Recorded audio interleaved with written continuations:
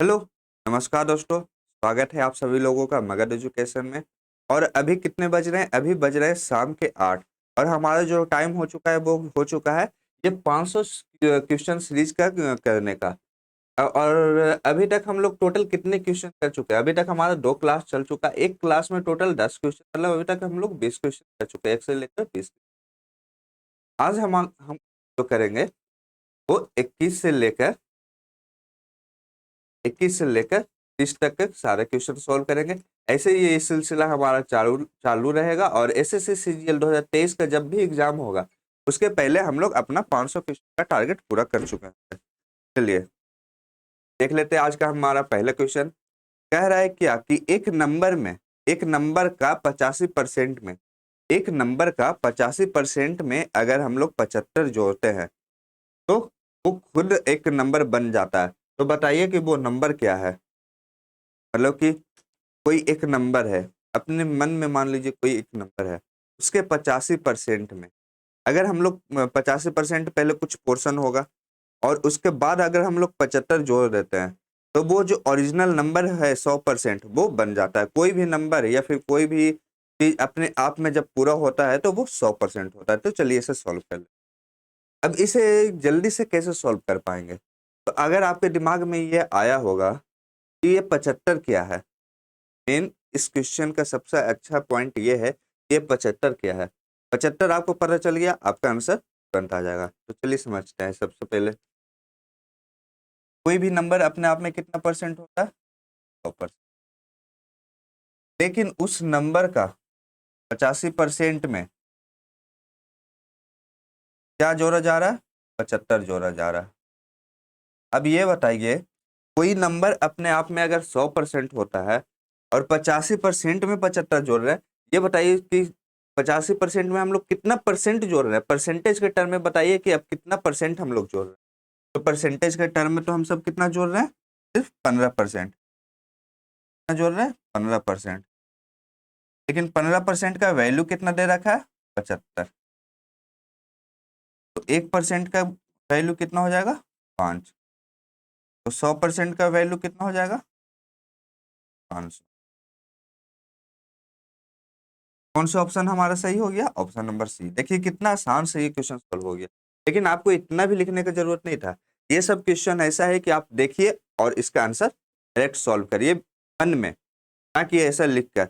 आपको यहाँ पे सीधा लगना चाहिए था क्या कि 85% तो आपको वो नंबर का साइड ही कर दिया, उसमें 75 जोड़ रहा है। अब 75 जोड़ रहा है इसका मतलब क्या हुआ कि 100% नंबर बनाने के लिए 85% को माइनस कर देंगे तो कितना बच जाएगा? 15%। 15% का आंसर कितना दे रखा है? 75। अब 15% का वैल्यू दे रखा है 75, तो 5% का वैल्यू कितना हो जाएगा? 5। 100% का वैल्यू कितना हो जाएगा? 500। उम्मीद है सबको समझ में आ गया होगा। तो अब हम लोग अगले क्वेश्चन देखिए। एक क्वेश्चन आज बहुत लोग को जैसे ही अभी दिखा होगा और थोड़ा डर भी लगा होगा कि इतना लंबा क्वेश्चन, लेकिन आप जब इसे सॉल्व करिएगा तो ये मुश्किल से 3 से 4 लाइन में ही खत्म हो जाएगा। और ये नहीं कि 3 से 4 लाइन कुछ ज्यादा लंबा कैलकुलेशन रहेगा, बहुत ही इजी इजी है। चलिए इसे सॉल्व करते हैं। एक साबरमती एक्सप्रेस में एक ट्रेन है, उसका नाम है साबरमती। उसमें क्या है? उसमें उतने ही बोगी हैं जितने की एक बोगी में सीट है। एक बोगी में मान के चलिए 50 सीट है, तो उस ट्रेन में टोटल 50 बोगी ही भी है। मतलब जितने सीट है उतने ही बोगी हैं। और कोई भी पैसेंजर एक सीट से एक ज्यादा नहीं लिए हुए। होता है ना कि जब एक सीट पे बैठ गए, बगल वाले पे बैग रख दिए तो ये दोनों सीट मेरा है। तो ऐसा नहीं है। क्या बोल रहा है कि एक सीट पे सिर्फ एक ही आदमी बैठा हुआ है। उसके बाद क्या कह रहा है कि जो सबसे बीच वाला है, सबसे बीच वाला कंपार्टमेंट है, उसमें क्या कर रहा है? उसमें 25 पैसेंजर बैठा हुआ है। अब इसका मतलब नहीं हुआ कि 25 पैसेंजर जो बैठा हुआ है तो उस बोगी में 25 सीट ही है। क्यों? कि जो 25 पैसेंजर बैठा हुआ है वो टोटल कैपेसिटी, मतलब उसमें अगर 100 सीट है तो उसमें सिर्फ 71%, 71.428% पे ही बैठा हुआ है।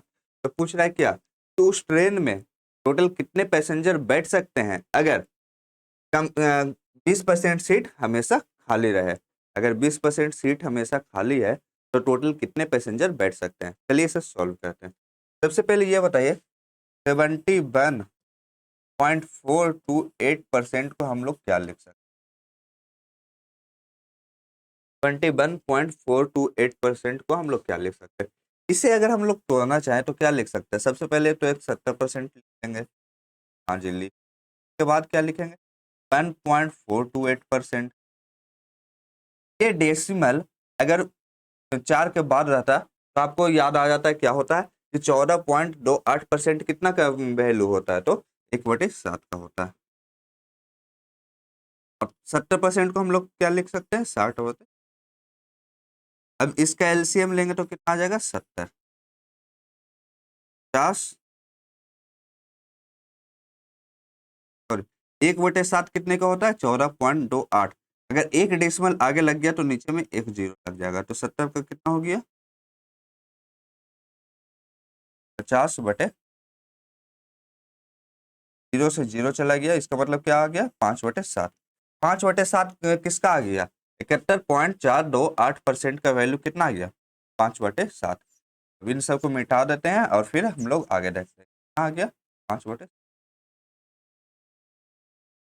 इसका मतलब क्या हुआ कि एक बोगी में टोटल कैपेसिटी पैसेंजर्स के बैठने का कितना है? 7 है, लेकिन बैठे हुए कितना है? 7 सीट में टोटल 5 पैसेंजर ही बैठे हुए हैं। 7 सीट पे टोटल 5 पैसेंजर ही बैठे हुए हैं। लेकिन क्या बोल रहा है कि एक बोगी में कितने पैसेंजर बैठे हुए हैं? 25 पैसेंजर बैठे हुए हैं। 25 पैसेंजर, तो एक बोगी में टोटल सीट कितने हो गए? तो 1 × 5 क्या हुआ? ये भी ×5 हो जाएगा, मतलब कि टोटल 35 पैसेंजर। कितने पैसेंजर बैठ सकते हैं? 35 पैसेंजर बैठ सकते हैं। अब क्या कह रहा है कि सबसे पहले ये बताइए कि टोटल जो बोगी है, अब टोटल बोगी कितने हो जाएंगे? टोटल बोगी कितने हो जाएंगे? टोटल बोगी नहीं, टोटल सीट भी बोल सकते हैं या फिर टोटल बोगी। एक बोगी में 35 सीट, इसका मतलब टोटल कितने बोगी है? 35 बोगी भी है, तो टोटल सीट कितने हो जाएंगे? टोटल सीट कितने हो जाएंगे? ये हो जाएंगे 35। एक बोगी में 35 सीट और टोटल 35 बोगी ही है। देखिए लिखा हुआ है कि प्रत्येक वैगन में जितनी सीटें हो सकती हैं उतने ही वैगन है। मतलब क्या हुआ? वैगन मतलब हो गया कि एक बोगी, मतलब एक बोगी में जितने सीट हैं उतने ही बोगी भी हैं। चलिए, तो टोटल सीट कितने हो गए? एक बोगी में 35 सीट, तो टोटल कितने बोगी है? 35। अब इसके आगे क्या करना है? लेकिन टोटल पैसेंजर बताइए कब? बताइए जब 20% सीट हमेशा खाली रह जाता है। अब 20% सीट खाली रह जाता है, इसका मतलब क्या हो? 20% को हम लोग क्या लिख सकते हैं? फिर लिख सकते हैं 1/5, मतलब कि 5 सीट में एक सीट हमेशा खाली रखना है। 5 सीट में एक सीट हमेशा खाली रखना है। इसका मतलब हम लोग बैठा कितने सीट पे रहे पैसेंजर्स को? तो 4 सीट पे। कितने पे? 4/, ये कितना आ गया? 7। 35 × 4 कितना आ गया? 140। 7, 14×7 98, 400, 980। हमारा आंसर कितना आ गया? ऑप्शन नंबर है 980। इसका मतलब ये हुआ कि टोटल जो सीट है उसमें अगर हम लोग 20% सीट खाली भी रखते हैं तो हम लोग 980 पैसेंजर्स को बैठा सकते हैं। उम्मीद है ये सबको समझ में आ गया होगा। ये इतना लंबा चौड़ा सिर्फ दिखाने के लिए था। अगर आप लोग एक बार, 1 से 2 बार इस क्वेश्चन को पढ़कर समझ लेते हैं तो आपके लिए बहुत ही आसान क्वेश्चन। चलिए अब आगे बढ़। ये क्या बोल रहा है? एक लोन आप जानते होंगे। लोन अभी के टाइम में मान के चलिए परचेजिंग पावर बढ़ाने के लिए बहुत ही सस्ते सस्ते या फिर जैसे अमेजन या फ्लिपकार्ट है, इन दोनों का कार्ड आता है। मतलब किसी बैंक के साथ टाई अप होकर कार्ड आ जाता है। उसमें क्या रहता है कि लाइफ टाइम फ्री कार्ड है, कोई चार्ज नहीं लगेगा, ऐसा ऐसा बहुत सारे ऑफर दिया जाता है। उसके में क्या किया जाता है कि आपको लोन दिया जाता है। और जो लोन दिया जाता है वो हमें ज्यादातर क्या होता है कि, या ज्यादातर या बोलिए सबका सब, वो कंपाउंड इंटरेस्ट पे लोन दिया जाता है। मतलब कि जो पहला आपका इंटरेस्ट था उस इंटरेस्ट पे भी बाद में जो अगला इंस्टॉलमेंट बनेगा उस इंटरेस्ट पे भी इंटरेस्ट आपको चुकाना पड़ेगा। तो चलिए इस क्वेश्चन में क्या कह रहा है कि किसी राशि पे 2 वर्ष के लिए 5% की दर से साधारण ब्याज कितना बनता है? 50 रुपया। तो आपसे पूछ रहा है क्या कि आपका टाइम आपका वही रहेगा 2 साल, रेट भी आपका कितना रहेगा? 5%। लेकिन इस बार पूछ रहा है कि कंपाउंड इंटरेस्ट के से बताइए कि वो कितना होगा। कंपाउंड इंटरेस्ट आपसे पूछ रहा है कि कितना होगा। तो चलिए इसे सॉल्व। सबसे पहले ये बताइए, सिंपल इंटरेस्ट तो साधारण ब्याज है, वो कितने पे बन रहा है? वो 2 साल 5%, मतलब कि रेट कितना हो गया, मतलब कि 2 × 5% इक्वल टू 10%। 10% का वैल्यू कितना दे रखा है? 50। 1% का वैल्यू कितना हो जाएगा? लेकिन आपको निकालना क्या है? 2 साल के लिए, 2 साल के लिए, और रेट कितना है? 5%। हम लोग कल या परसों के क्लास में एक जिक्र किए थे कि चेंज के ऊपर चेंज, मतलब 5% पहले साल, दूसरे साल भी 5%, और लेकिन पहले साल के जो 5% इंटरेस्ट हुआ उस पे भी 5% का इंटरेस्ट जुड़ता है, वो होता है कंपाउंड इंटरेस्ट। अब 2 साल का दिया है तो आप हम लोग डायरेक्ट निकाल सकते हैं नेट चेंज फॉर्मूला से, जैसा कि हम लोग पहले या दूसरा क्लास में जिक्र इसको अच्छे से समझ चुके हैं। तो ये कितना हो जाएगा? 5 + 5 + 5 बटे, ये कितना हो जाएगा? 10 + 0.25, 10.25%। मतलब कि 2 साल में उसे अगर सिंपल इंटरेस्ट के हिसाब से 10% ब्याज मिलता है, लेकिन कंपाउंड इंटरेस्ट के हिसाब से वो 10% ब्याज ना मिलते हुए 10.25% ब्याज मिलता है। तो कितना ब्याज मिल जाता है? 10.25% ब्याज मिल जाता है। अब 1% का वैल्यू दे रखा है 5, तो 10.25% का वैल्यू कितना आ जाएगा? तो दोनों को गुना कर देंगे, गुना 5 कर देंगे, हमारा आंसर जो आ जाएगा वो आ जाएगा 51.5 रुपये। कौन से ऑप्शन में दिया गया? तो ऑप्शन नंबर ए में दिया गया था। उम्मीद है ये सबको समझ में आया होगा। तो चलिए अब हम लोग अगले करते हैं। इसमें क्या कह रहा है? 3 आदमी हैं, वो किसी काम को कहते हैं, लेकिन यहाँ पे अब क्वेश्चन में ये दिया गया है कि तीनों आदमी एक एक दिन काम नहीं कर रहे हैं, मतलब एक अकेला अकेला काम नहीं कर रहे हैं, तो काम कर कैसे रहे हैं? तो एक साथ में काम करते हैं ए और बी, दूसरे बार में काम करते हैं बी और सी, और तीसरे बार में काम करते हैं सी और ए, मतलब कि अपना जोड़ा बना बना कर काम करते हैं। चलिए क्या कह रहा है कि ए और बी जब काम को कहते हैं तो 10 दिन लगता है, बी और सी काम को कहते हैं तो 12 दिन लगता है, और सी और ए काम को कहते हैं तो 20 दिन लगता है। तो पूछ रहा है कि अकेले अकेले अगर तीनों को काम करना पड़े तो कितने दिन में खत्म कर सकते हैं। चलिए इसे सॉल्व कर लेते हैं। क्या बोल रहा है? ए और बी, पहला जोड़ा ये रहा, दूसरा जोड़ा क्या रहा? बी, और तीसरा जोड़ा क्या रहा? सी और ए। ए प्लस बी मिलकर कितने दिन में काम कर लेते हैं? 10 दिन। बी और सी कितने दिन में? 12 दिन में। और ए, इससे आप टोटल कार्य या टोटल वर्क निकाल सकते हैं। कितना? अगर तीनों का एलसीएम ले लेंगे तो इसका मतलब कितना आ जाएगा? 60। मतलब कि टोटल काम करना है 60 यूनिट, लेकिन ए और बी 10 दिन में काम खत्म कर लेते हैं। अब ये बताइए ए और बी एक दिन में कितने यूनिट काम निपटा देते हैं? तो 60/10 मतलब कि 6 यूनिट काम को निपटा देते हैं। कितने यूनिट को एक दिन में? बी और सी दोनों मिलकर एक दिन में कितने यूनिट निपटा देते हैं?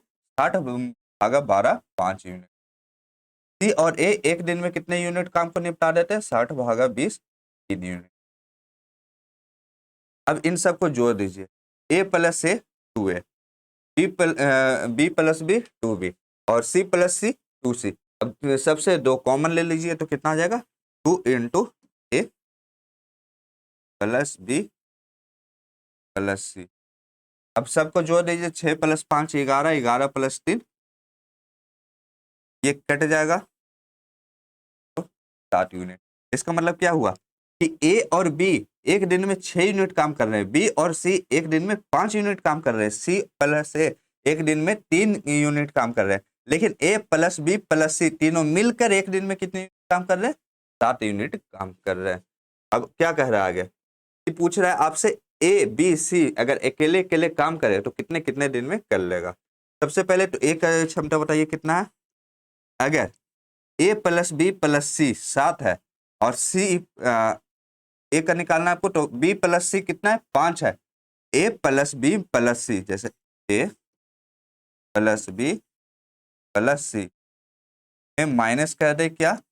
बी प्लस सी, तो ए का निकल जाएगा कि नहीं निकल जाएगा, तो ये कितना हो जाएगा ए प्लस बी प्लस सी, और ये क्या हो जाएगा माइनस बी माइनस सी, या फिर पूरा पूरी से घटा सकते हैं तो कितना हो जाएगा ए प्लस बी प्लस सी कितना दे रखा है, ये दे रखा है 7, माइनस बी प्लस सी आपको कितना दे रखा है 5, तो आंसर क्या हो जाएगा ए का 2।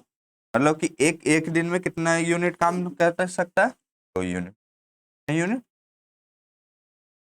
अब बी का बारी आ गया, बी एक दिन में कितने यूनिट कर सकता है, तो ए प्लस सी कितना है 3, तो ए बी सी कितना है 7, तो बी एक दिन में कितने कितने यूनिट काम कर सकता है, तो 4 unit, 4 minus 3 7 minus 3 4 unit. C B plus C एक दिन में कितने यूनिट काम कर सकता है 5, सॉरी हम सबको सी निकालना है, तो ए और बी, तो 7 माइनस 6 1 यूनिट। अब टोटल काम कितना कितना है, टोटल काम है 60 यूनिट, तो एक दिन में टोटल काम को खत्म करने में कितना दिन लेगा 60 यूनिट, टोटल काम है एक दिन में टोटल 2 यूनिट काम कर सकता है, तो ये लेगा 30 दिन। अब 30 आया तो सबसे पहले मिला लीजिए कौन सा ऑप्शन में आपको पहला जो है वो 30 दिख रहा है, पहले ऑप्शन में 40 है, ये आंसर हो नहीं सकता, दूसरे ऑप्शन में 30 है, ये हो सकता है, तीसरे ऑप्शन में 36 है, ये हो नहीं सकता है, चौथे ऑप्शन में 15 है, ये भी। तो हमारा एक ही ऑप्शन बची है जो कि सही था, लेकिन हम लोग बाकी सबको भी निकाल कर देख लेते हैं। बी के लिए टोटल काम है 60 यूनिट, एक दिन में काम कर सकता है 4 यूनिट, तो अब दोनों को भाग देंगे तो कितना आ जाएगा 15 यूनिट। सी, तो सी के लिए टोटल काम है 60 यूनिट, एक दिन में कर सकता है 1 यूनिट, तो हमारा जो आंसर हो जाएगा वो हो जाएगा 60, 60 30 15 60 हमारा आंसर हो जाएगा कौन सा ऑप्शन में, ऑप्शन नंबर बी। उम्मीद है ये सबको समझ में आया होगा। चलिए अब हम लोग अगले क्वेश्चन, अगला क्वेश्चन क्या कह रहा है कि दो नंबर है, दोनों नंबर का सम, दोनों नंबर का जोड़ कितना है 36 है, और उनका एचसीएफ कितना है 4 है, तो पूछ रहा है कि पॉसिबल पेयर बताइए कितना होगा।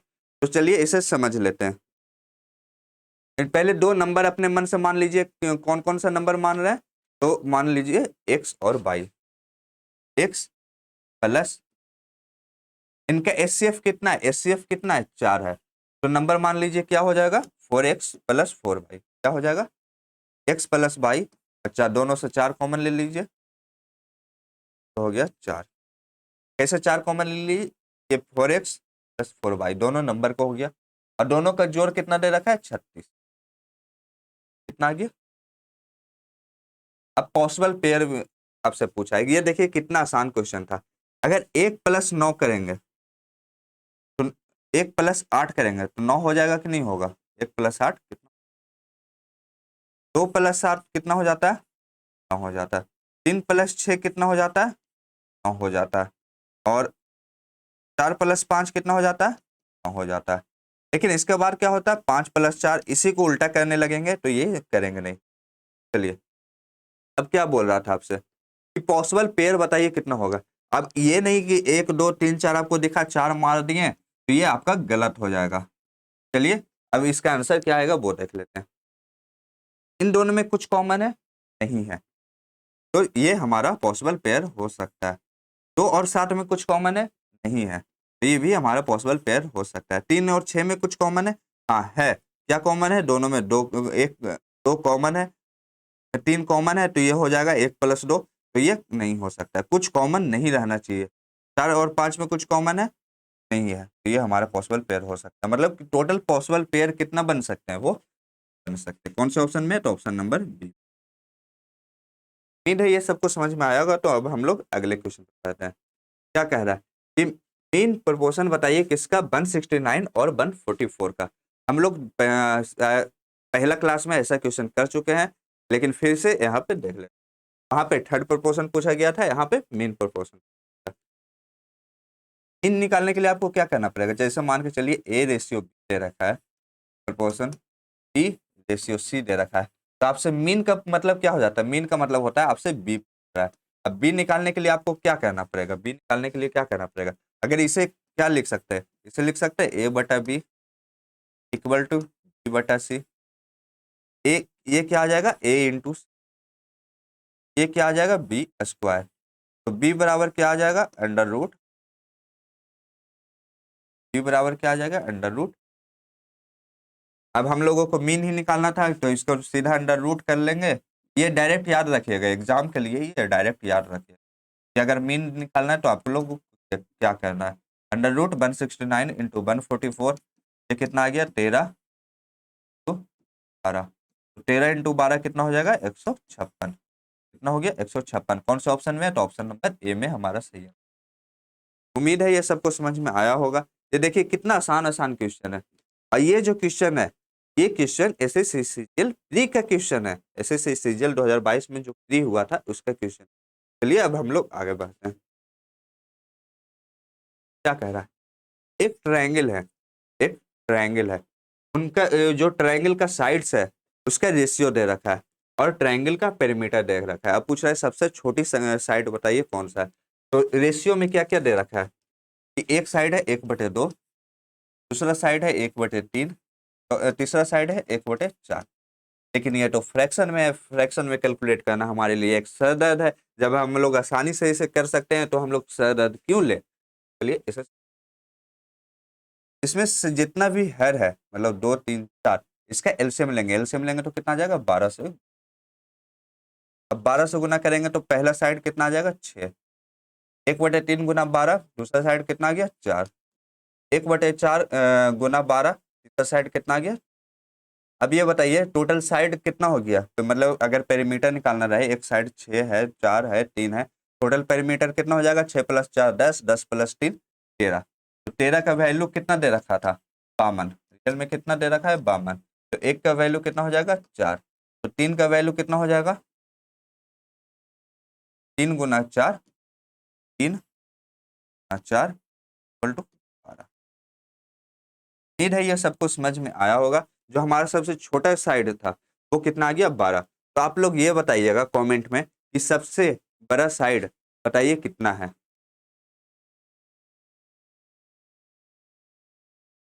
चलिए अब हम लोग आगे बढ़े। क्या बोल रहा है कि एक आदमी और एक औरत एक काम को किसी काम को साथ में मिलकर कहते हैं तो कितने दिन में काम खत्म कर लेते हैं, 18 दिन में काम को खत्म कर लेते हैं।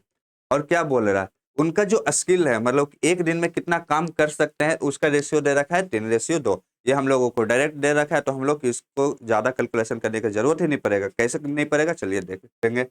अब क्या पूछ रहा है कि एक औरत उस काम को अकेले खत्म करना है तो कितने दिन में खत्म कर सकती है।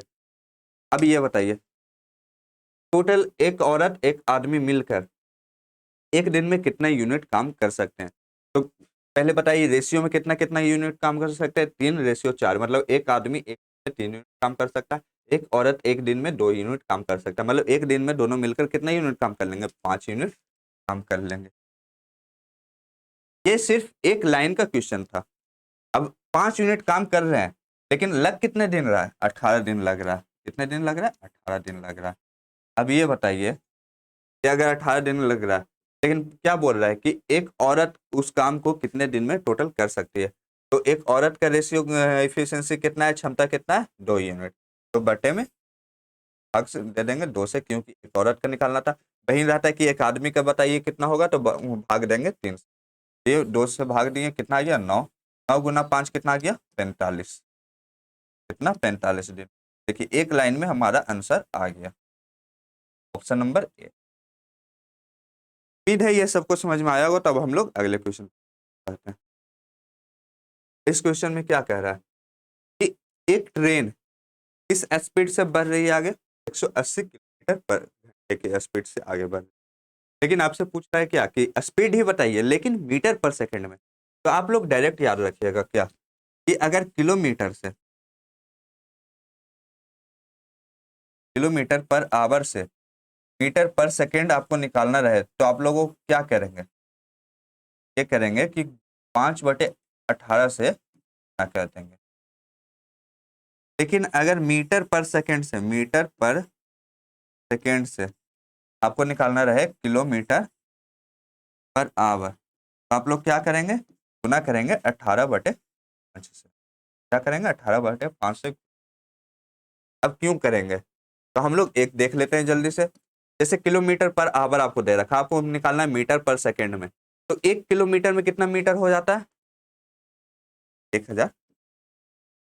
अब ये बताइए 1 घंटा में टोटल कितना सेकंड होता है?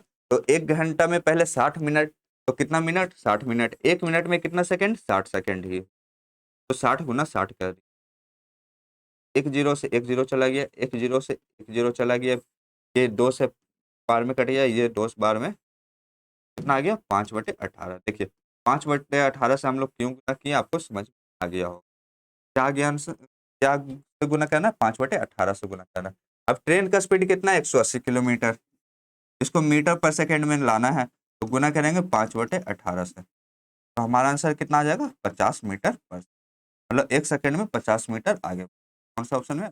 सी। उम्मीद है ये सबको समझ में आया होगा। एक लास्ट क्वेश्चन, इसमें क्या कह रहा है? 3 नंबर है, तीनों नंबर का रेशियो कितना है? 5/6/7। अब तीनों नंबर को अगर हम गुना कहते हैं, अभी तक जोड़ रहे थे, अब गुना कहते हैं, तो गुना कहते हैं तो कितना आता है? 56/70। गुना करने के बाद क्या आता है? 56/70। तो पूछ रहा है कि सबसे बड़ी संख्या बताइए क्या होगा। अब ये बताइए पहला नंबर कितना है? 5, दूसरा नंबर कितना है? 6, तीसरा नंबर कितना है? 7। अब रियल नंबर सबको में एक चीज कॉमन होकर कटा होगा, तो वो मान लेते हैं 1। मतलब पहला नंबर 5x, दूसरा नंबर 6x, तीसरा नंबर 7x। सबको गुना करने के बाद कितना दे रखा है? 56/70। अब इन सबको गुना करना है, तो कितना आ जाएगा? 5 गुना 6 गुना 7 गुना x बराबर 56। ये हम लोग जल्दी से कह देते हैं, लेकिन ये गलत है। कैसे गलत है? देखिए बताते हैं कैसे गलत है। 5 गुना 6 गुना 7 तो हम लोग कर लिए। अब x करेंगे तो क्या आएगा? x करेंगे तो हमारा x थोड़ी आएगा। x करते हैं तो x² आता है, लेकिन x करेंगे तो कितना आ जाएगा? x³ आ जाएगा। ये आपको ध्यान रखना है, ये आपको ध्यान रखना है। ये लगभग लोग छोड़कर आ जाते हैं कि जल्दी से करेंगे, 5 गुना 6 गुना 7 करेंगे और फिर अंतिम में x लिखकर और फिर 56/70 कर देंगे। अब x³ के बराबर क्या आ जाएगा? 56/70/5 गुना 6 गुना 7, 68 56। अब इसमें और कुछ कट रहा है? हाँ कट रहा है। एक कितना बच गया? 2, 18, 5 135। अब इसमें क्या कट रहा है? 2 7। मतलब x³ बराबर कितना आ गया? x³ बराबर आ गया 27। तो x बराबर आपसे क्या पूछ रहा है कि सबसे बड़ी संख्या बताना है, तो सबसे पहले x का वैल्यू निकालेंगे तो क्या आ जाएगा? x³ कितना दे रखा है? 27। तो x कितना आ जाएगा? x आ जाएगा 3, क्योंकि 3 का क्यूब कितना होता है? 27 आता है। अब सबसे बड़ा नंबर पूछ रहा है, तो सबसे बड़ा नंबर कौन सा है? 7x। तो 7x तो 7 गुना x करेंगे, तो 7 गुना x के जगह पे कितना आ जाएगा? 3। 7 गुना 3 करेंगे तो आंसर कितना आ जाएगा? 1। कौन सा ऑप्शन में? तो ऑप्शन नंबर डी में। उम्मीद है आज का क्लास आपको सबको अच्छा लगा होगा। हमारा अभी का 10 क्वेश्चन का सिलसिला यहीं पे अभी खत्म होता है, फिर आगे की क्लास हम लोग कल करेंगे। आज के लिए बस इतना ही।